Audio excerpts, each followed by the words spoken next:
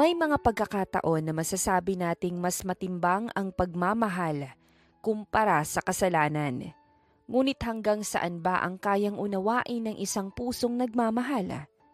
Ano nga ba ang kayang gawin ng isang taong nanggaling sa isang mayaman at masaganang pamumuhay, ngunit bigla na lang bumagsak at nalugmok sa kahirapan? Halos mawalan na ng pag-asa si Kathleen sa bawat araw na lumilipas. Hindi na niya malaman kung ano bang dapat niyang gawin para maisalba ang kanyang kumpanya na tuluyan ng gumuho at nawasak. "Huwag ka nang umiyak, Kathleen. Nandito lang ako kapag kailangan mo ng tulong ko, okay?" Seryosong sambit ng isang lalaki. Marahan pa niyang hinaplos ang likod ng dalaga na nasa tabi niya. "Sabihin mo lang, hindi ako magdadalawang isip na tulungan ka, okay?" "Kaya mo ba akong tulungang maibalik ang kumpanya ko, Aidan?" Nahihirapang sambit ni Kathleen. Mas lalo lamang siyang napahagulgol matapos sabihin yon. "Alam mo namang mahalaga sa akin yun eh. Hindi ko na alam kung ano pang gagawin ko." "Sinubukan mo na bang hanapin yung taong nanloko sa'yo?" "Siyempre naman. Pero hindi ko siya mahanap eh. Kung kani-kanino na ako lumalapit para humingi ng tulong. Nag-report na rin ako sa mga pulis at nag-hire ng investigador pero wala pa rin." Parahas na pinunasan ni Kathleen ang mga luha sa kanyang pisngi. "Kasalanan ko to eh. Bakit kasi hindi ako nag-ingat?" "Huwag mong sisihin ang sarili mo, okay? Hindi mo naman ginusto ang nangyari eh. Kahit na, dapat nag-ingat pa rin ako eh. Hindi dapat ako nagtiwala agad sa mga taong hindi ko pa naman lubos na kilala." Kitang-kita ni Aidan ang matinding galit na nararamdaman ng kaibigan niya. Hindi niya napigilan ang kanyang sarili na makaramdam ng awa para sa dalaga. Ngunit pareho naman nilang alam na wala silang magagawa ngayon hanggat hindi nila nahahanap ang taong nanloko sa kaibigan niya. Nagpatuloy lang ang binata sa pagtitig kay Kathleen nang bigla namang pumasok sa isip niya ang isang ideya. "Gusto mo ba talagang maibalik ang dati mong kumpanya?" "What do you mean?" "Sagutin mo muna yung tanong ko, Kathleen. Ano bang kaya mong gawin para lang maisalba ang kumpanya mo?" "Handa akong gawin lahat, Aidan. Gagawin ko kahit na ano. Huwag lang tuluyang mawala sa akin ang kumpanya na iniwan sa akin ng mga magulang ko." "Kung ganun, handa ka bang magpanggap bilang asawa ko?" Nanlaki ang mga mata ng dalaga dahil sa gulat. "Asawa mo?" "Oo, magpapanggap tayong mag-asawa." "Bakit? Ano naman yung nakain mo't naisip mo yan?" "Di ba't gusto mo ng tulong para maisalba yung kumpanya mo? Handa akong gawin yon kung papayag kang magpanggap bilang asawa ko." Teka, sandali." Napasapo ng noo si Kathleen pagkatapos ay mariing napapikit. Bakit? Bakit yun ang gusto mong kapalit?" "Sabihin na lang natin na hindi pwedeng ikaw lang yung may makuhang benepisyo mula sa akin." Natawa ang binata. "Matagal na tayong magkaibigan, diba? Siguro naman may tiwala ka na sa akin." Nagmulat si Kathleen ng kanyang mga mata pagkatapos diretsong tumitig sa kaibigan niya. "Anong benepisyo naman yung makukuha mo sa pagpapanggap na to?" Titigilan na ako ng mga babaeng naghabol sa akin." "Wow! Sa lahat ng lalaki, ikaw lang yung kilala kong ayaw na hinahabol sila ng mga babae ah." "Hindi madaling maging habulin, Kathleen. Nawawalan na ako ng privacy dahil kahit saan ako magpunta, may nakasunod sa akin." Napangiwi ang dalaga. "Gwapong-gwapo ka naman sa sarili mo." "Kahit ikaw nga nagagwapuhan sa akin. Kaya naman hindi ko na itatanggihan." Mas lalo pang natawa si Aidan ngunit maya-maya lang ay naging seryoso na ulit ang kanyang mukha. "So ano? Pumapayag ka ba?" "Hindi ko alam." "Isipin mo na lang na para to sa kumpanya mo. Huwag kang mag-alala. Hahanapin ko yung taong nanloko sa'yo. At sisiguraduhin ko din na hindi mawawala sa'yo ang kumpanya mo." Saglit na natahimik ang dalaga pagkatapos ay malalim na napaisip. Kahit sa ang anggulo tignan, pabor na pabor para sa kanya ang alok ni Aidan. Dahil doon ay hindi niya maiwasang magtaka. Pakiramdam ni Kathleen ay meron pang ibang dahilan ng kaibigan niya kaya ito ang naging alok nito. Pero nang mga sandaling yon ay alam niyang wala rin naman siyang oras para panghinalaan pa ang binata. "Sige, pumapayag na ako." Hindi na itago ni Aidan ang kanyang pagkagulat at pagkasabik. "Are you sure?" Hindi ka na pwedeng umatras kapag tinanggap mo yung alok ko. Wala naman akong balak umatras eh. Sa ngayon, kailangan ko munang maisalba ang kumpanya ko. At kung ito lang yung nag-iisang paraan para magawa ko yun, gagawin ko na. Wala din naman akong gagawing masama sa'yo eh. Wala ka naman talagang magagawa dahil etong kamao ko yung makakaharap mo. Natawa ang binata. Bakit di mo pinaharap yung kamao mo dun sa lalaking nanloko sa'yo? Kung nagkaroon lang ako ng pagkakataon, ginawa ko na. Tumayo si Kathleen pagkatapos ay hinampas pa niya ang mesa. Hindi talaga ako titigil hanggat hindi ko siya nahahanap. Paano ba kasi niya nakuha ang lahat ng pag-aari mo? Anong ginawa mo? Hindi naman niya yun basta-bastang makukuha kung hindi ka naging pabaya eh. Alam kong naging pabaya ako. Hindi ko binabasa yung lahat ng mga pinapapirmahan niya sa akin. Nagpatuloy sa pag-uusap ang magkaibigan. Kinuwento ng dalaga ang lahat ng mga nangyari mula nang magkaroon siya ng bagong sekretarya hanggang sa tuluyan na ngang mawala sa kanyang lahat ng pag-aari niya. Naging matagal ang pagkukwentuhan nilang dalawa at hindi na nila napansin ang paglipas ng mga oras. Napagtanto na lamang nilang madilim na sa labas, kaya naman napagdesisyonan na nilang umuwi. Kailangan pa nating humarap kina Mom and Dad. Biglang sambit ni Aidan matapos niyang ihinto ang kanyang kotse sa harap ng bahay ni Kathleen. Kailangan nating maipaalam sa kanila na kasal na tayo, na mag-asawa na tayo. Ha? Kailan naman? Bakit parang ang bilis naman ata? Paano natin patutunayan na nagpakasal nga tayo, Aber? Ako nang bahala sa lahat ng mga papel na kailangan. Sasabihan kita kapag ipapakilala na kita sa kanila bilang asawa ko. Mabilis na napaiwas ng tingin ang dalaga. Sa hindi maipaliwanag na dahilan, may kakaibang epekto sa kanyang sistema ang ideyang mag-asawa sila ni Aidan. Kahit pa alam naman niyang magpapanggap lang sila, may kaunting saya siyang nararamdaman dahil sa isipin na yon.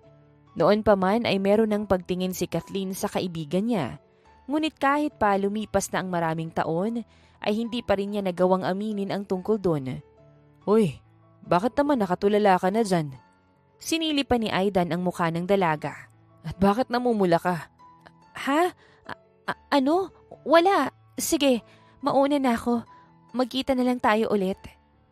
Dali-daling bumaba ng kotse si Kathleen at patakbong lumapit sa bahay niya. Naiwan namang nakamaang si Aidan sa loob ng kotse habang pinapanood ang paglayo ng kanyang kaibigan.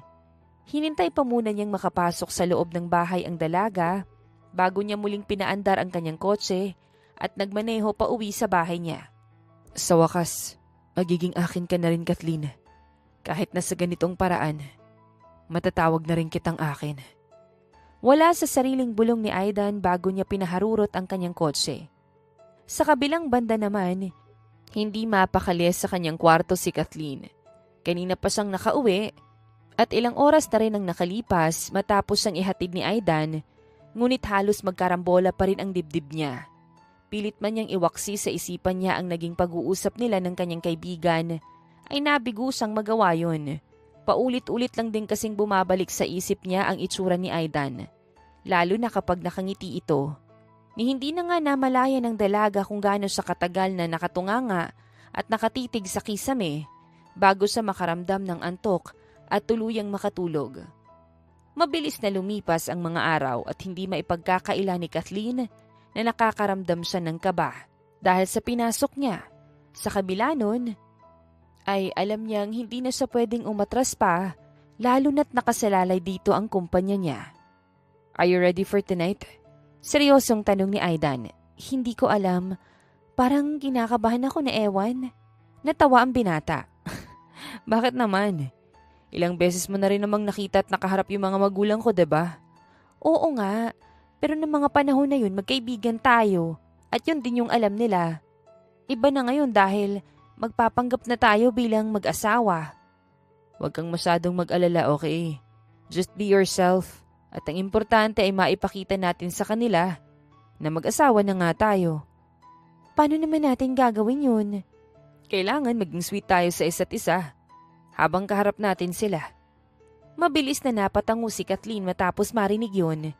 Bigla na lang din kasing bumilis ang tibok ng puso niya dahil sa ideyang magiging sweet sila sa isa't isa ng binata. May kung anong kumikiliti sa dibdib niya dahil doon. Pilit pang ang pinapakalma ng dalaga ang kanyang sarili ngunit nabigo siya.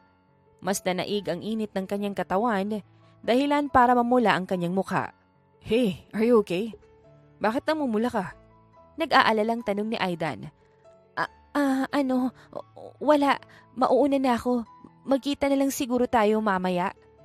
Aalis na sana si Kathleen ngunit bigla namang hinawakan ng binata ang isang braso niya. Teka lang, sandali. Hindi pa tayo tapos, okay? Ha?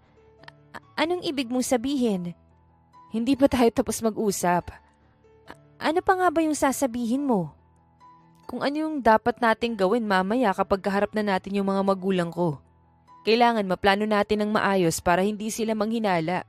Bukod doon, ay aayain din sana kitang mamili ng damit na isusuot natin para mamaya. Bibili pa tayo? May mga damit naman ako ah. It doesn't matter. Bumili na lang tayo ng bago para makapag-bonding na rin tayo. Sige. Nagpatuloy pa ang pag-uusap ng dalawa hanggang sa mapagdesisyonan na lang nilang pumunta sa mall para bumili. Palihim na sumusulyap si Kathleen sa kasama niya.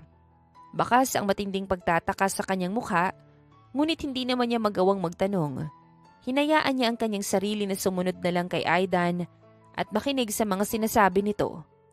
Teka, ang dami naman itong pinamili mo. Mamayang gabi lang naman tayo makikipagkita kina tito-tita, diba?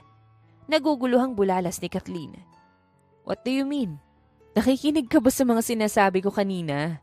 Pagkatapos nating humarap sa mga magulang ko, kailangan na nating tumira sa iisang bahay. Ha? Bakit? Anong bakit? Magpapanggap tayong mag-asawa, diba? Magkasamang nakatira sa iisang bahay ang mag-asawa. Bakit naman natin kailangan gawin pa yun? Hindi ba pwedeng magkita na lang tayo kapag kailangan? Natawa si Aidan. Katulad ng sinasabi ko kanina. Hindi madaling maniniwala sina mom and dad kapag sinabi natin sa kanila na mag-asawa na tayo. Sigurado akong gagawa ang mga yun ng paraan para makahanap ng butas sa pagpapanggap natin. Hinarap niya ang dalaga pagkatapos ay tsaka bahagyang ngumiti. Sa paraang ito, mas magiging madali para sa atin ang mapanatiling ligtas ang pagpapanggap natin. Hindi na natin kailangang mag-alala na baka bigla na lamang silang sumulpot. Ganun ba? Sorry, hindi ata ako nakikinig sa mga sinasabi mo kanina. Huwag kang mag-alala, okay? Hindi naman magtatagal at matatapos din tong pagpapanggap natin. Para saan nga ba to? Bakit kailangan pa nating magpanggap? Malalaman mo rin sa tamang panahon. Nauna nang maglakad si Aidan, kaya naman naiwang nakamaang at nakatulala ang dalaga. Pinagmamasdan pa niya ang nakatalikod na imahe ng binata habang sunod-sunod na tanong ang pumapasok sa isip niya. Nang mabalik sa ulirat si Kathleen ay tsaka naman siya sumunod kay Aidan. Mas lalo lamang tumindi ang pagtataka na nararamdaman niya, ngunit pinilit na lamang niyang binaliwala. Kinagabihan ay muling nakita ang dalawa. Isang white dress na off-shoulder ang suot ni Kathleen na talaga namang bumabagay sa maputi niyang kutis. Kahit si Aidan ay saglit na natulala nang makita niya ang dalaga. Habang nasa biyahe pa nga sila ay patagupang sumusulyap ang binata sa kaibigan niya. Kinakabahan ako, Aidan. Biglang sambit ni Kathleen. Paano kung hindi talaga sila maniwala na mag-asawa na tayo? Paano kung magalit sila dahil binalak natin silang lokohin? Nakaredy na ang mga papel na magpapatunay na nagpakasal tayo, okay? Kahit papano naman siguro maniniwala sila. Saan mo pala nakuha ang mga yan? Pinagawa ko lang. I see. Sana lang talaga maniwala sila. Ilang minuto pa ang tinagal ng biyahe nilang dalawa bago sila nakarating sa bahay ng mga magulang ni Aidan. Mas lalong tumindi ang kaba na nararamdaman ni Kathleen nang bumaba na sila sa kotse at maglakad papasok sa bahay. Nagbulat pa siya nang biglang hawakan ng binata ang kamay niya, ngunit hinayaan lamang niya ito. Nandito lang ako, okay? Hindi kita pababayaan. Thank you. Basta wag mong kakalimutan yung mga bilin ko sa'yo. Kailangan nating umakto na parang mag-asawa at sweet tayo sa isa't isa, okay? Okay. Pagbukas ng pinto ng bahay ay agad na bumungad sa dalawa ang ina ni Aidan. Nagulat pa nga ito nang makita si Kathleen. Ngunit ang mas kinabigla niya ay ang makitang magkahawak ang kamay ng mga to. Hi, Mom. Hello po, Tita. Anak, anong ibig sabihin nito? Si Kathleen ba yung sinasabi mong asawa mo? Yes, Mom. Siya nga po. Napatakip ng bibig ang babae dahil sa gulat. Nagbibiro ka ba? Joke ba to? Totoo ang lahat ng to, Mom. Di ba't matagal ko nang sinabi sa inyo na gusto ko si Kathleen, kaya liligawan ko siya. Ni hindi mo man lang sinabi sa amin na nagkatuluyan na pala kayong dalawa? Biglang lumabas mula sa kusina ang ama ni Aidan. Tapos bigla kayong haharap ngayon at sasabihin na mag-asawa na kayo. Dad, masyadong mabilis yung mga pangyayari. Kaya naman wala na ako ng oras para ipaalam sa inyo. Aidan, hindi mo kami inimbita sa kasal nyo? Singhal ni Mrs. Anderson. Magulang mo kami pero kami pa yung wala sa araw na yon? I'm sorry, Mom. Sa ibang bansa kami nagpakasal eh. Huwag kayong mag-alala. Dahil willing naman kaming magpakasal ulit dito sa Pilipinas. Totoo ba yan, Iha? Seryosong tanong ni Mr. Anderson habang diretsong nakatingin kay Kathleen. Opo, Tito. Pasensya na po kayo kung hindi namin kayo nasabihan o naimbitahan man lang. Mabuti pa doon na tayo sa harap ng hapagkainan mag-usap habang kumakain. Marami kayong dapat nasabihin sa amin at marami rin kaming tanong para sa inyo. Napalunok si Kathleen. Ngunit nang maramdaman niya ang paghigpit ng hawak ni Aidan sa kamay niya, ay parang nabawasan ang kaba niya. Dahil matagal na silang magkaibigan ng binata, matagal na rin niyang kilala ang mga magulang nito. Alam na alam ng dalaga kung anong ugali ng mga magulang ni Aidan at yon ang nagbibigay ng kaba at pangamba sa kanya. Paano nangyari to, anak? Alam naming matagal na kayong magkaibigan ni Kathleen pero bakit wala man lang kaming narinig o nabalitaan tungkol sa kung anumang koneksyon nyo sa isa't isa? Panimulang sambit ni Mrs. Anderson. Masyadong mabilis ang mga pangyayari, Mom.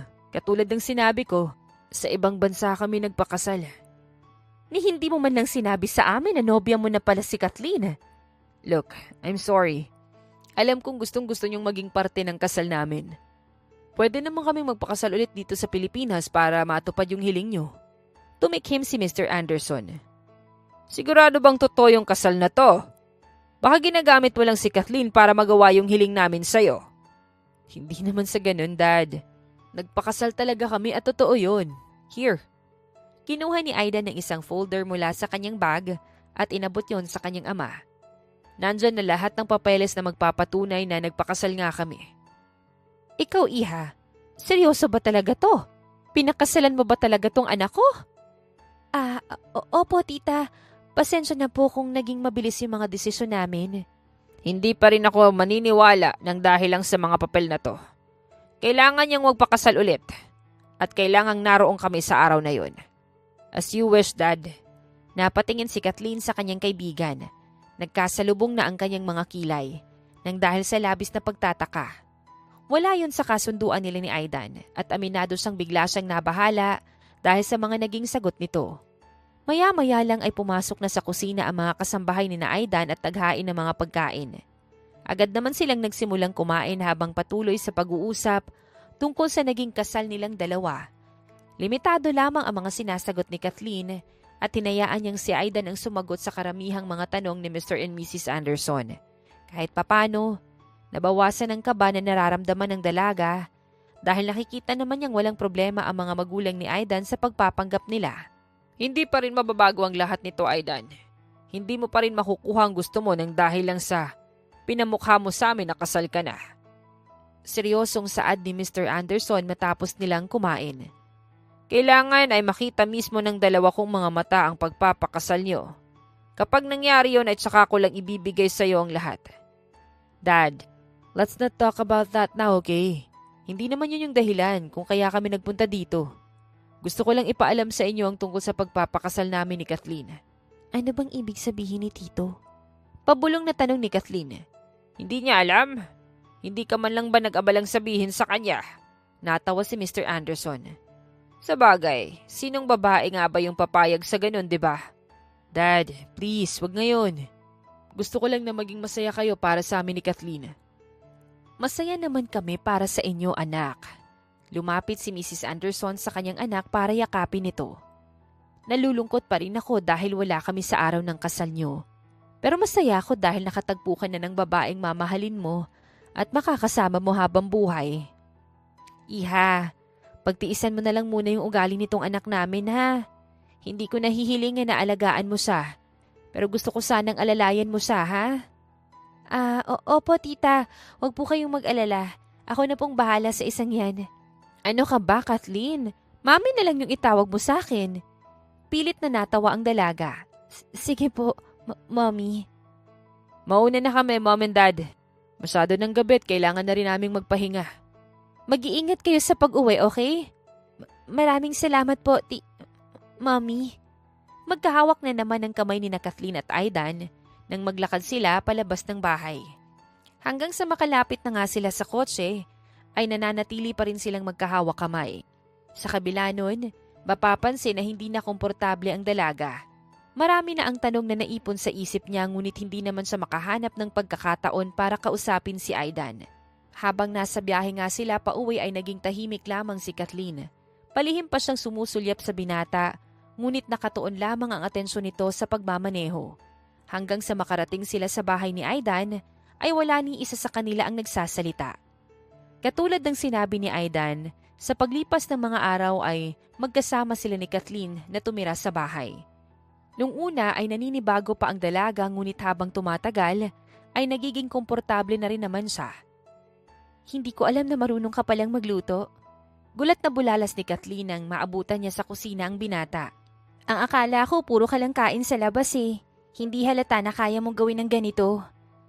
Mag-isa lang ako dito, Kathleen. Of course, marunong ako magluto. Well, hindi nga halata. Here, tikman mo tapos sabihin mo sa akin kung ano yung lasa.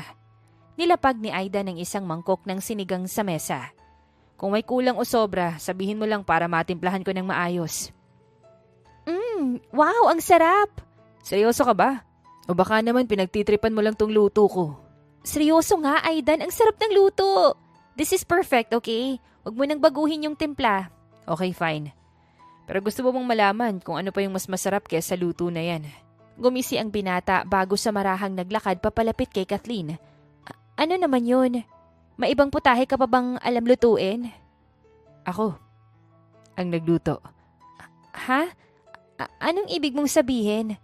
Napalayo sa mesa ang dalaga habang patuloy pa rin sa paglapit sa kanya si Aidan.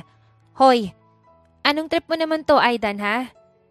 Bukod sa mga niluluto ko, masarap din ako. Aidan, tumigil ka nga! Nanlaki ang mga mata ng dalaga nang bumangga ang likod niya sa pader, dahilan para hindi na siya makaatras pa. Huwag kang lalapit, Aidan. Yung niluluto mo! Kanina pa ako tapos magluto, okay? Hindi mo kailangang mag-alala dun. Aidan, ano ba? Tumigil ka na nga! Ano bang trip mo? Hindi na to kasama sa Hindi na natuloy ni Kathleen ang kanyang sasabihin nang bigla na lamang siyang halikan ng binata. Nanlaki pa ang mga mata niya dahil sa gulat ngunit nang mapansin niyang nakapikit ang mga mata ni Aidan ay dahan-dahan na ring pumikit ang mga mata niya. Bigla na lamang bumilis ang tibok ng puso ng dalaga kasabay ng pagbalot ng kakaibang init sa kanyang katawan. Bakit mo ginawa yun? Naguguluhang bulalas ni Kathleen nang bumitaw na sa pagkakahalik sa kanyang binata. Nahihibang ka na ba? First kiss ko yun! Huwag na huwag mong sasabihin ang tungkol sa kasunduan natin. Nagkakaintindihan. Ha? Bakit? Ano bang problema? Nandito naman tayo sa bahay mo ah. That's the problem. May mga CCTV dito na nare-record lahat ng mga yon.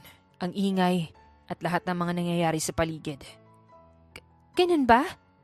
Kailangan mong mag-ingat. Nakabantay sa bawat kilos natin ang mga magulang ko. Hindi sila mabilis mapapaniwala at mas lalong hindi sila basta-bastang magpapaloko kahit na sa sarili nilang anak. Biglang natahimik ang dalaga at malalim na napaisip.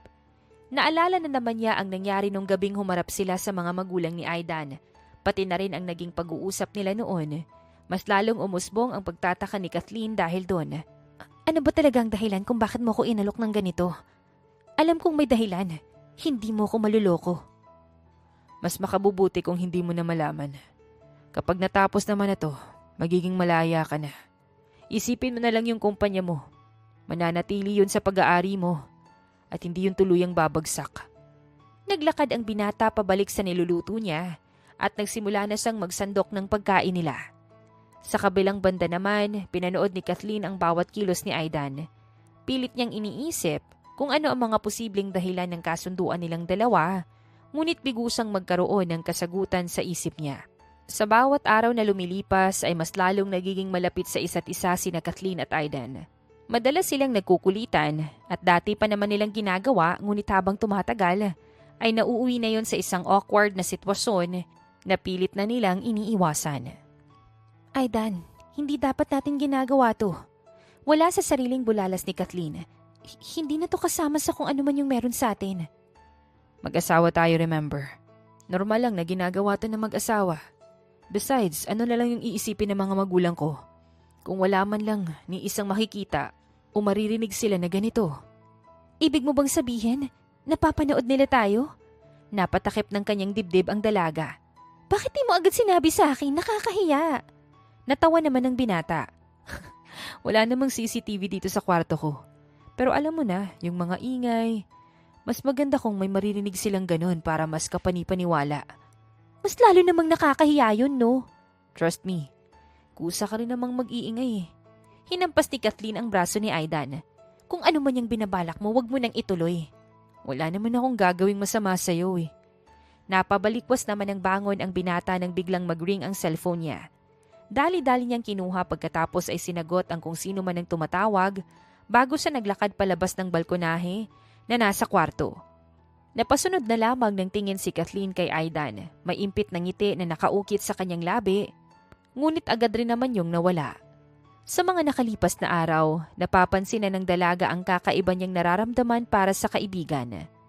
Alam niyang hindi maganda ang pinasok niyang ito at nagsisimula na siyang mahulog para kay Aidan, na isa sa kinatatakutan niyang mangyari. Ngunit alam din naman niya na wala na siyang magagawa para umatras. Para sa kumpanya ko. Para to sa kumpanya ko, okay? Wala sa sariling bulong ni Kathleen. Ha? May sinasabi ka? Kunot noong tanong ni Aidan na nakapasok na pala ulit sa kwarto.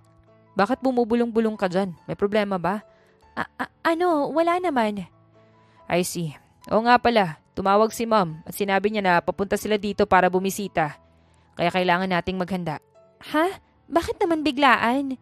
Nagkibit balikat si Aidan. Hindi ko rin alam. Kahit ako nagulat eh. Sige, mag-aayos lang ako saglit. No need. Malapit na raw sila kaya salubungin na lang natin sila sa baba. Pero ganito yung suot ko. Ano na lang yung sasabihin nila kapag nakita nila akong ganito? Wala akong suot na bra. Mas okay nga yun eh. Ngumisi ang binata. Mas kapani-paniwala na normal nga tayong mag-asawa. No! Hindi ako haharap sa mga magulang mo ng ganito. Dali-dali nang tumayo si Kathleen at patakbong lumabas ng kwarto ni Aidan. Narinig pa niya ang pagtawag sa kanya ng binata, ngunit hindi na niya pinansin yon. Mabilis siyang nagtungo sa kwarto niya para makapagpalit ng damit at nang matapos ay agad din naman siyang lumabas at pumunta sa sala ng bahay. Tita, Mom, napabisita po kayo. Aligagang sambit ni Kathleen nang madatnan niya ang mag-asawa sa sala. May kailangan po ba kayo?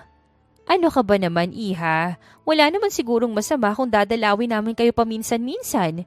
Isa pa, hindi rin naman kayo bumibisita sa amin kaya kami naman yung nagsadyang pumunta dito. Ganun po ba? Ayos ka lang ba, Iha?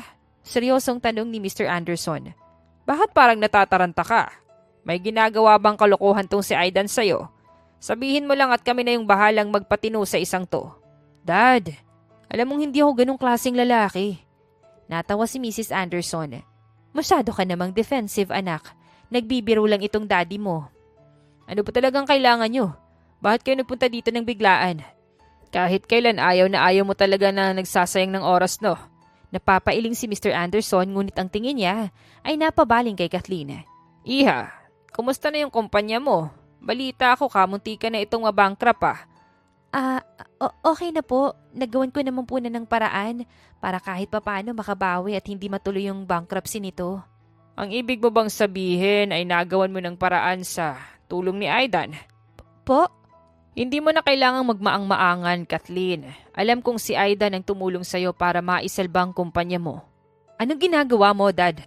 Wala ka nang pakialam kung gusto kong tulungan yung asawa ko sa kumpanya niya. Galit na saad ni Aidan.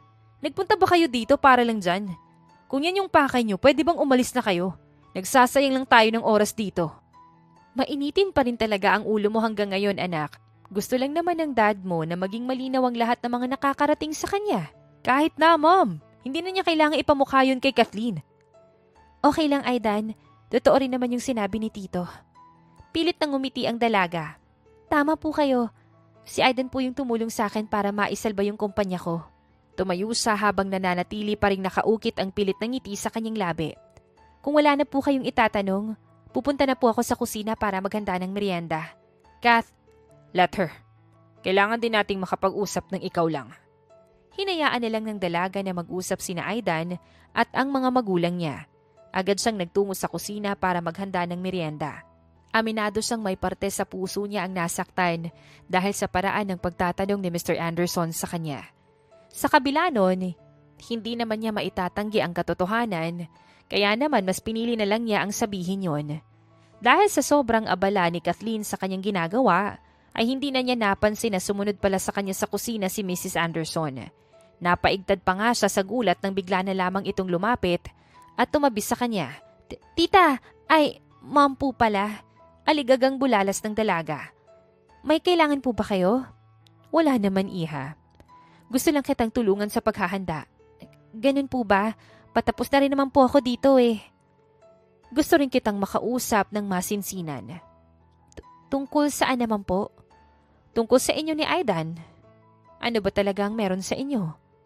Naramdaman ng dalaga ang pagbabago sa tinig ng matandang babae na nasa tabi niya. Bigla siyang kinabahan, dahilan para palihim pa siyang mapalunok habang pinapakalma ang kanyang sarili. Ano po bang ibig niyong sabihin? Mag-asawa na po kami ni Aidan. Bakit? Paano? Po? Hindi ko po kayo maintindihan. Bakit mo siya pinakasalan? Bakit ka pumayag? Anong mapapala mo sa pagpapakasal mo sa anak ko? Matagal ka na naming kilala, Kathleen. At kung ako ang tatanungin, ay walang problema sa akin kahit ikaw pa yung maging asawa ni Aidan. Ang hindi ko lang maunawaan ay bakit biglaan. Bakit parang ang bilis ng pangyayari? Hindi ko po alam kung ano ba yung dapat kong sabihin sa inyo para maintindihan yung kasal na po kami ni Aidan at pinili namin yun dahil pareho naming gusto yun. Walang saysay ang pagkikipag-usap ko sa'yo dahil mukhang kahit ikaw ay walang alam sa mga nangyayari. Napatango si Mrs. Anderson at napatingin sa ginagawa ni Kathleen. Tapos na yung niluluto mo, tulungan na kita sa pagdadala niyan palabas. Sige po. Gustuhin pa man ng dalaga na makausap pa ng mas matagal si Mrs. Anderson, ay nauna na itong lumabas ng kusina. Pagkakataon na sana niya yon para magkaroon ng kasagutan ang kanyang mga katanungan, ngunit nabigo siya. Matamlay tuloy siyang lumabas ng kusina, bitbit ang juice at ang mga basong gagamitin nila. Hindi pa man siya tuluyang nakakalapit sa pwesto ng mag-ama, ay batid niyang nagkakainitan na ang dalawa. Huwag ka nalang makialam sa mga plano ko, Dad. Ikaw na rin mismo yung nagsabi. Pwede kong gawin lahat kahit na anong maisip ko para lang magawa ko yung gusto ko. Eto na yun. Nagawa ko na, diba? Oh, sinabi ko yun. Pero hindi ko lubos akalain na magagawa mong gamitin ang sarili mong kaibigan para sa pansarili mong kapakanan. May napala rin naman siya, diba, sa kasunduan namin. Naisalba niya yung kumpanya niya. I can't believe you, Aidan. Napataas ang boses ni Mrs. Anderson dahil sa pagtatalo ng mag-ama. Hindi ka namin pinalaki para maging ganyan. She's your friend. Ano na lang yung mararamdaman niya kapag nalaman niyang ginagamit mo lang siya? Hindi ko siya ginagamit, Mom. Ginagawa ko to para sa kanya at para sa akin. Nahihibang ka na ba, anak? Paanong ginagawa mo to para sa kanya? Ikaw lang naman tong nakikinabang dito, diba? Ni hindi ka nga nag-abalang sabihin sa kanya kung bakit bigla mo siyang inalok para magpakasal kayong dalawa eh. Ni hindi mo man lang sinabi na kailangan mong maikasal para makuha yung mga pamana namin. Dahil sa narinig ni Kathleen ay nabitawan niya ang hawak niyang pitsela. Agad yung nabasag at naging dahilan para mapalingon sa kanya sina Aidan. Nanlaki ang mga mata ng binata nang makita niya si Kathleen.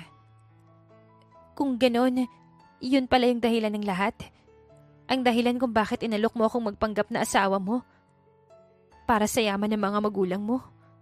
Unti-unti nang namumuo ang mga luha sa mga mata ng dalaga. Bakit di mo nalang sinabi agad?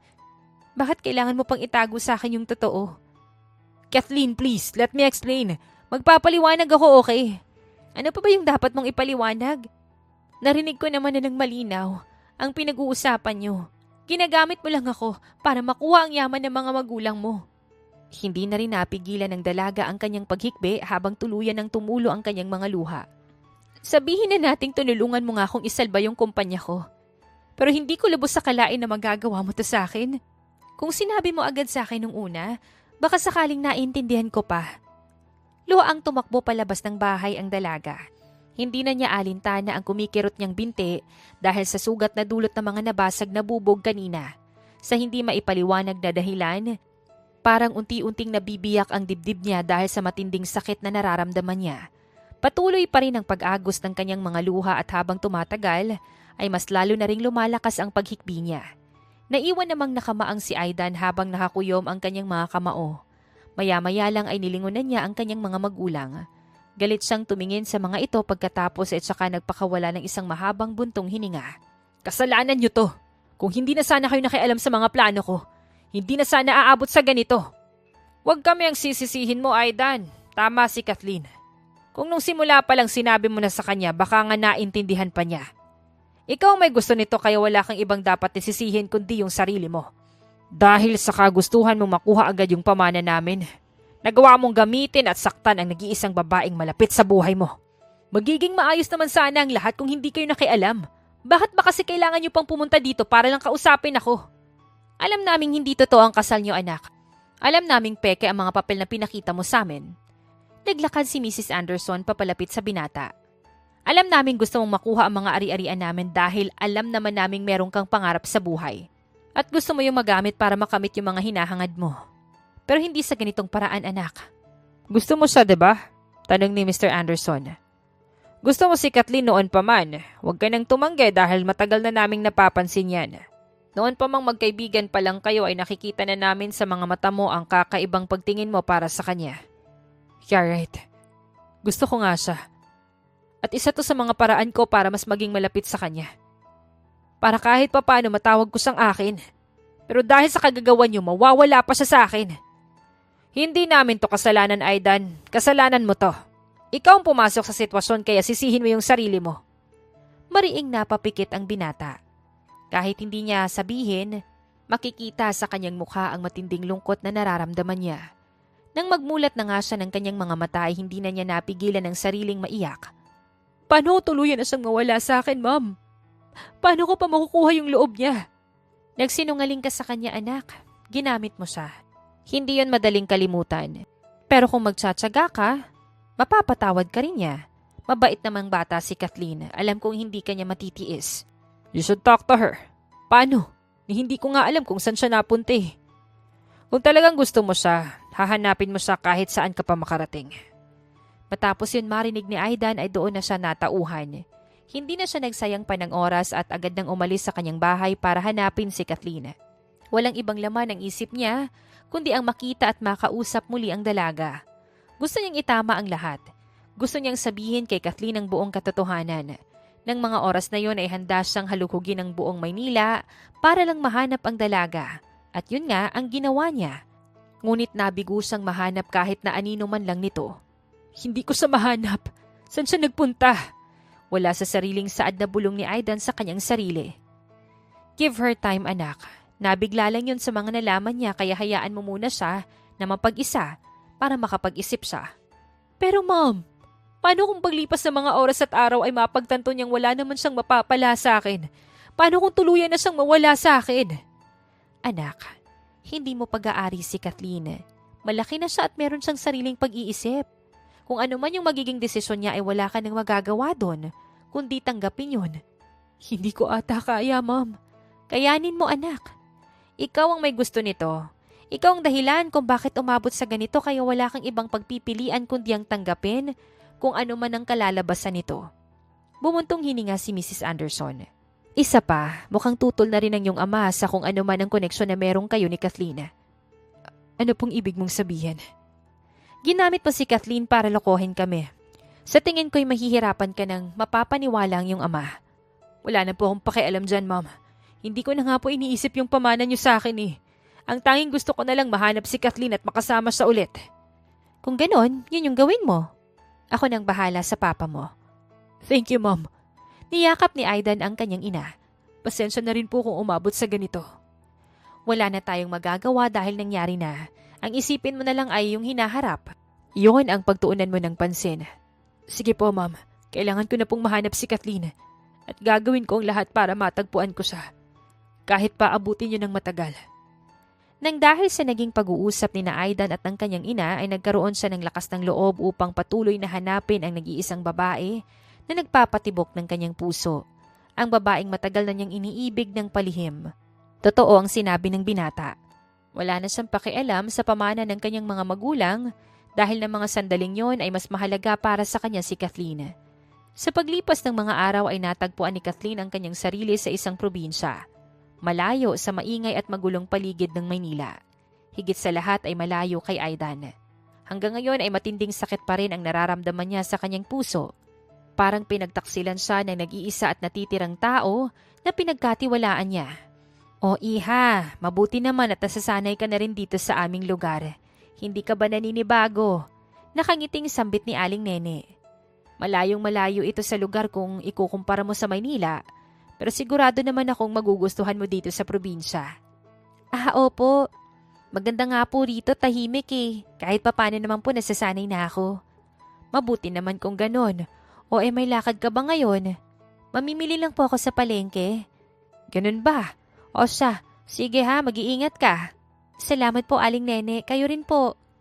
Wala pang isang linggo si Kathleen dito sa probinsya ay halos nakasundo na niya ang karamihan sa mga taong nakakasalamuha niya dito.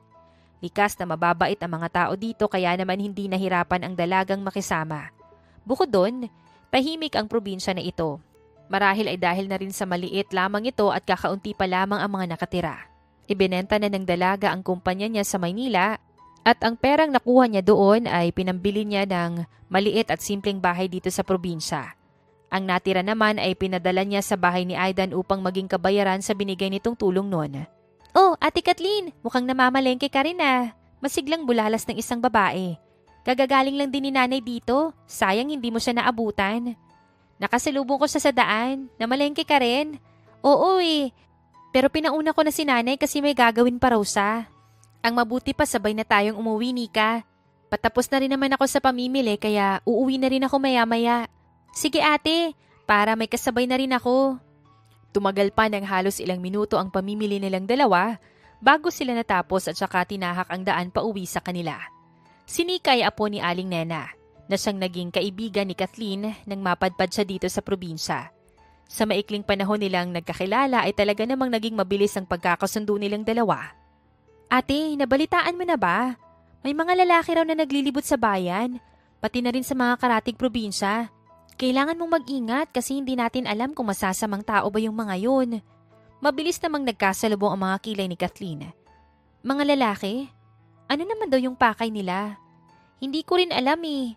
Narinig ko lang sa usap-usapan sa palengke na parang may hinahanap sila. Bigla namang bumilis ang tibok ng puso ng dalaga matapos marinig yun. Ngunit agad din naman niyang kinalma ang kanyang sarili. Nang mapunta si Kathleen dito sa probinsya, itinatak na niya sa kanyang isip na hindi na niya ulit aalalahanin pa si Aidan. Hindi yun madali para sa kanya, ngunit yun lamang yung tanging paraan na alam niya para tuluyang makalimot at makapagpatuloy sa buhay. Huwag mo nalang pansinin, baka naman chismis lang yung mga yun. Pero ate, maraming lalaki daw yung naghahanap eh. Tapos pati yung mga karatig nating probinsya, naglilibot din daw sila. Ano kaya yung hinahanap nila? Baka naman mga tauhan lang ng gobyerno. O kaya naman mga tauhan ng mga mayayamang tao na naghahanap ng mabibiling lupa. Sa bagay, sige na ate, nandito na pala tayo sa bahay namin. Sige, salamat sa pagsama sa akin ha. Nagpatuloy lang sa paglalakad si Kathleen at wala pang 5 minuto ay nakarating na siya sa bahay niya. Agad niyang inayos sa mga pinamili niya at nagsimula na rin siyang mag-asikaso ng mga lulutuin niya. Ganito ang bawat araw ng pamumuhay ng dalaga dito sa probinsya. Tahimik, maaliwalas, ngunit hindi niya maipagkakaila sa kanyang sarili na siya ay nangungulila. Mabilis pang ang lumipas ang mga araw at linggo hanggang sa tuluyan nang nasanay si Kathleen sa bago niyang buhay dito sa probinsya. Marami na rin siyang naging kaibigan at halos kilala na siya ng lahat ng naninirahan doon. Kahit papano, nakalimutan na ng dalaga ang kung anumang sakit at lungkot ang pinagdaanan niya. Ngunit sadyang mapaglaro ang tadhana at si Kathleen pa ata ang pinag-iinitan niya. Ate, may bisita ka? Nagtatakang tanong ni Nika habang naglalakad sila ni Kathleen. Tignan mo oh, ang ganda ng mga sasakyang nakaparada malapit sa bahay mo. Ha? Ano bang? Yun po oh. Tinuro ng babae ang mga sasakyan sa gawin ng bahay ni Kathleen. Mukhang mamahalin pa. Teka, hindi ko sila kilala. Anong ginagawa nila sa bakuran ko? Bakit doon sila nakaparada? Ang mabuti pa po, puntahan natin. Paalisin na lang natin sila. Naunang maglakad si Nika habang nakasunod lamang sa kanya ang dalaga. Ang tingin ni Kathleen ay nakatuon sa mga sasakyan. Pilit inaaninag ang mga nakasakay dito. Hindi maipaliwanag na kaba ang biglang bumalot sa kanya habang unti-unti silang papalapit sa sasakyan. Samantala, si Nika naman ay parang wala lang, na curious lang kung sino ang mga taong yun. Siya na rin yung kumatok sa bintana ng isang sasakyan. Hello po, sino po kayo? Bakit po kayo nakaparada sa bakuran ni Ate Kathleen? Kunot noong tanong ni Nika. Napaatras ang babae nang biglang bumukas ang pinto ng kotse at bumaba ang isang makisig at gwapong lalaki. Nanlaki ang mga mata ni Kathleen nang makita at makilala niya kung sino yun. Mas lalong bumilis ang tibok ng puso niya. Kasunod nun ay ang panlalambot na mga tuhod niya, dahilan para mapatigil siya sa paglalakad. Anong ginagawa mo dito? Paano mo ko nahanap? Wala sa sariling bulalas ni Kathleen. Kathleen.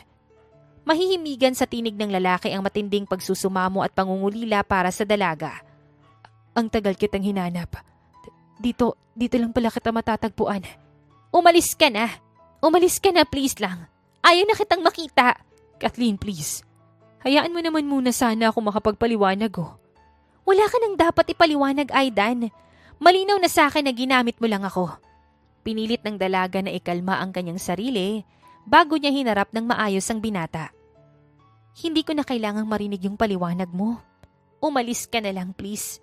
Huwag mo na akong guluhin dahil tahimik at masaya na ang buhay ko dito. Kahit nahihirapan, ginawa ni Kathleen ang lahat para maihakbang ang kanyang mga paa at maglakad papasok sa bahay niya. Kasunod nun ang pagtulo ng kanyang mga luha na di kalaunan ay nagtuloy-tuloy na rin. Agad namang sumunod si Nika sa dalaga hanggang sa makapasok sila sa bahay. Doon na pinakawalan ni Kathleen ang kanyang malakas na pag-atungal at paghikbi. Ate, ayos ka lang po ba? Nandito lang ako, ate. Makikinig ako kapag handa ka ng magkwento at kapag naikalma mo na yung sarili mo. Halos ilang minuto pang nagpatuloy sa pag-iyak si Kathleen. Parang lahat ng alaala at sakit ay bumalik sa kanya dahil sa muli nilang pagkikita ni Aidan. Hindi niya lubos akalain na darating yung araw na to. Ang buong akala pa nga ng dalaga ay hindi na ulit magkukrus ang kanilang landas. Dating kaibigan ko yung lalaking yun. Nagkaroon kami ng kasunduan na magpapanggap kaming mag-asawa noon. Panimulang saad ni Kathleen. Ang sabi niya sa akin ay para layuan na siya ng mga babaeng naghahabol sa kanya. Pero nalaman ko na lang na kaya pala niya ako inalok sa kasunduan na yun ay para makuha yung mga pamana ng kanyang mga magulang. Kung ganun po, ginamit ka niya? Ibig sabihin wala talaga siyang nararamdaman para sa'yo? Mukhang ganun na nga. Mahihimigan ang matinding lungkot at sakit sa tinig ng dalaga. Pero bakit po kayo pumayag sa alok niya? Dahil nalulugi na nun yung kumpanya namin at malapit na itong mawala sa akin. Siya na lang yung nag-iisang makakatulong sa akin para maisalba yun. Sa madaling salita, ginamit mo rin siya. Parang ganun na nga. Kung ganun, naggamitan lang kayong dalawa para sa pansarili niyong kagustuhan. Ikaw para sa kumpanya, siya naman para sa mana. Alam ko naman yun eh. Hindi mo kasi naiintindihan, Nika.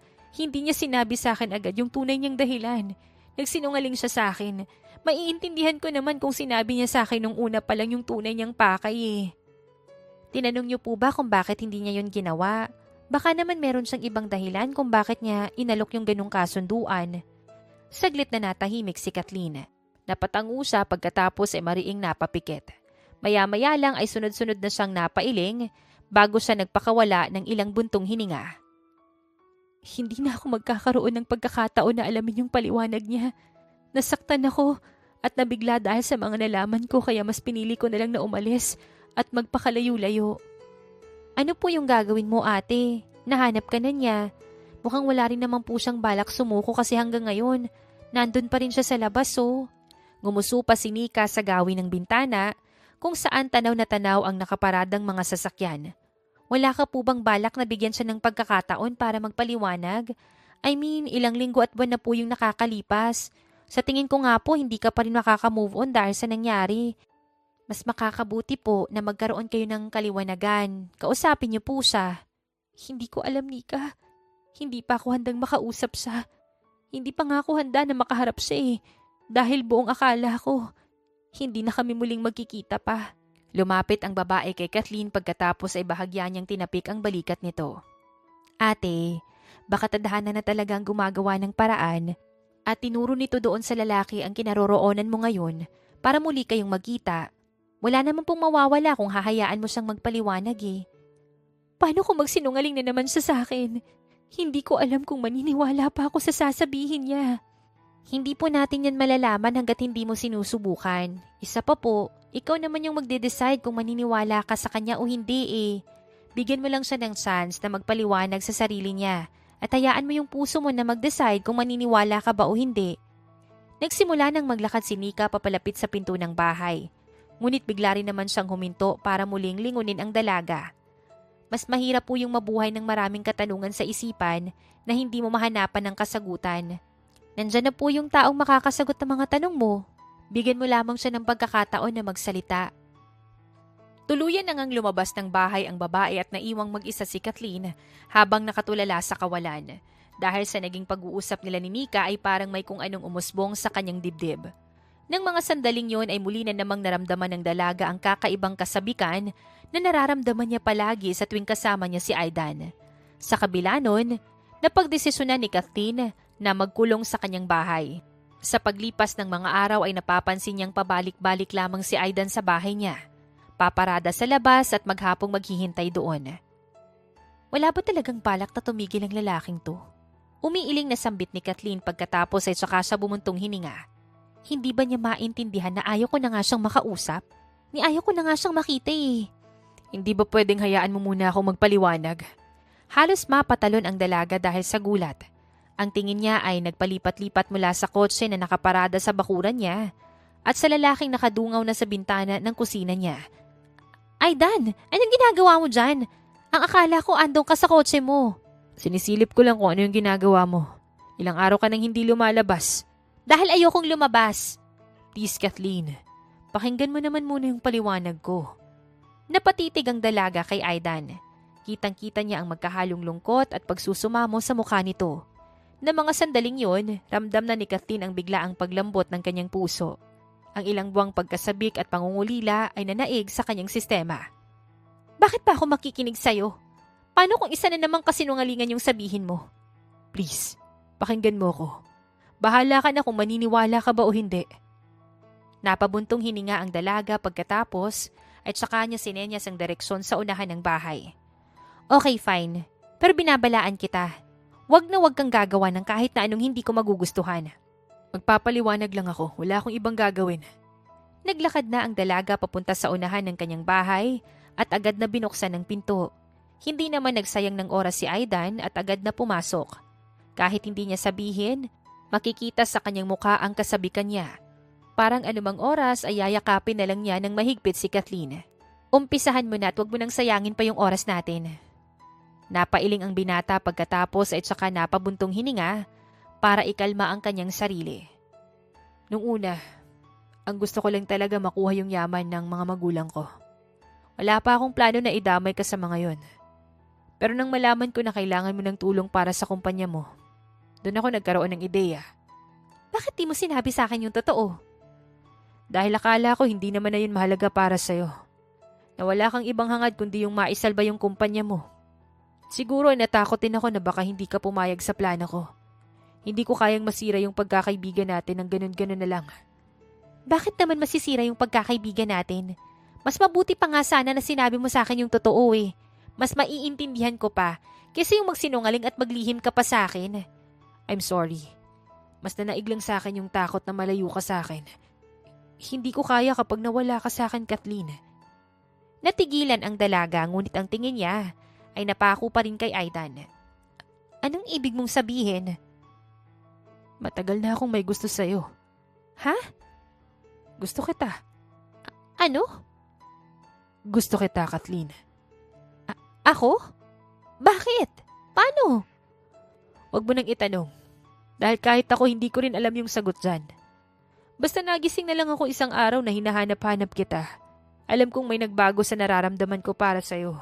At namalayan ko na lang na mas lumalala pa yun sa paglipas ng mga araw. Sa tingin mo maniniwala ako sa'yo? Baka sinasabi mo lang yan para makuha ulit yung loob ko. Hindi kita pinipilit maniwala sa akin. Masaya na ako na pinakinggan mo yung paliwanag ko at nagawa ko na ring aminin sa iyo ang tunay kong nararamdaman. Nagpatuloy ang pag-uusap nilang dalawa hanggang sa hindi na nila namalayan ang paglipas ng mga oras. Sa dami ng napag-usapan nila, unti-unti nang napanatag ang kalooban ni Kathleen. Hindi pa man tuluyang nawawala ang kanyang pagkadismaya, masasabi naman niyang napatawad na niya si Aidan. Bumalik na tayo sa Maynila, Kathleen. Bumalik ka na sa akin. Ha? Ano bang sinasabi mo? Sumama ka na ulit sa akin. Hindi para matupad yung plano kong makuha yung mga pamana sa akin ng mga magulang ko, kundi para makasama kitang bumuo ng sariling pamilya. Nahihibang ka na ba? Ano na lang yung sasabihin ng mga magulang mo, no? Hindi na yun maniniwala sa atin. Wala na akong pakialam sa pamana nila, Kathleen. Mas mahalaga ka kesa sa kahit na anong yaman sa mundo. Ikaw lang ang tanging nais kong makuha at makasama sa habang buhay. Sa pagkakataong to, magpakasal na talaga tayo. Totoong kasal. Paano naman yung media? Nung nakaraan ko pa nakikita yung laman ng balita. Huwag mo nang problemahin yun, okay? Ako nang bahala dun. Isa pa kapag nalaman ng media ang tungkol sa naging kasal natin, matatahimik na sila. Matitigil na sila sa paggawa ng maling kwento at balita. Sorry? Nangunot ang noo ni Aidan. Ha? Para saan? Para saan yung sorry mo? Bakit ka nagsasorry? Kung hindi dahil sa akin, hindi magkakaganito. Kung hindi ako umalis, hindi pagpapiestahan yung pangalan mo. Ako yung dahilan kung bakit laman ka ng balita ngayon at kung bakit marami yung gustong sirain ka at pabagsakin ka. Huwag mong sisisihin yung sarili mo. Ako ang may kasalanan nito. Ako ang dahilan kung bakit naging ganito ang lahat. I miss you, Aidan. I miss you too. Dahil sa mahigpit na yakap ng binata, hindi na napigilan pa ni Kathleen ang pagpatak ng kanyang mga luha. Tuluyan ang sumabog ang halo-halong emosyon sa dibdib niya na ilang linggo na rin niyang pinipigilan. Ngunit ng mga sandaling yon, alam niyang magiging maayos at masaya na ang lahat sa piling ni Aidan. Hindi na pinatagal ng dalawa ang plano nilang magbalik sa Maynila. Ngunit katulad ng inaasahan ay inulan sila ng mga reporter. Bilang isang kilalang personalidad, mahirap talagang itago ang mga simpleng bagay sa media para kay Aidan. Sa kabila ng lahat, nakatuon lamang ang kanyang atensyon sa tunay na pakay nila ni Kathleen. Are you ready? Nakatanong-tanong ni Aidan sa dalaga. Ang ganda mo. Ang ganda-ganda mo. Totoo ba to? Nangyayari ba talaga to? Hindi lang ako makapaniwala, okay? Parang kailan lang nasa probinsya pa ako eh. Kinakabahan ka ba? Siguro. Huwag kang mag-alala, nandito naman ako eh. Nang dahil sa pag-ugong ng kampana ng simbahan ay napatigil sa pag-uusap ang dalawa. Pinagmasdan ng maigi ni Aidan ang dalaga. Punong-puno ng pagkamangha ang mukha niya. Sa simpleng white wedding dress na suot ni Kathleen, hindi maipagkakailang mas naging angat ang likas na kagandahan nito. Magsisimula na. Let's go. Ngumiti si Kathleen. Sure. Hindi man ito ang normal at pangarap na kasal ng maraming kababaihan. Sapat na kay Kathleen na sa lalaking mahal niya siya ikakasal. Magkasabay silang naglakad ni Aidan papunta sa unahan ng simbahan kung nasaan yung pari. Limitadong tao lamang yung inimbita nila para maging witness sa kanilang kasal. Mabilis na nagsimula ang seremonya ng pari. Habang nakikinig, hindi mapigilan ni Kathleen ang mapangiti. Labis ang sayang nararamdaman niya ng mga sandaling yon. Sino ba naman kasi ang mag-aakalang tuluyan niyang pakakasalan ang lalaking tinitibok ng kanyang puso? Anong ibig sabihin nito, Aidan? Malakas na sigaw ng isang lalaki. Ano sa tingin mo ang ginagawa mo? Nahihibang ka na ba? Dad! Anak! Kathleen? Anong kalokohan to, Aidan? We're getting married, Dad. Hindi mo na ako maluloko. Ginawa mo na to noon para makuha yung pamana namin. Kaya hindi na ako maniniwala dito. Hindi to tungkol sa mana na makukuha ko sa inyo kapag kinasal ako, Dad. Ang totoo niyan, wala na akong pakialam doon. Mas mahalaga sa akin si Kathleen. At sapat na sa akin na makasama siya. Nababaliw ka na ba? No, Dad. Ito talaga yung gusto ko, si Kathleen.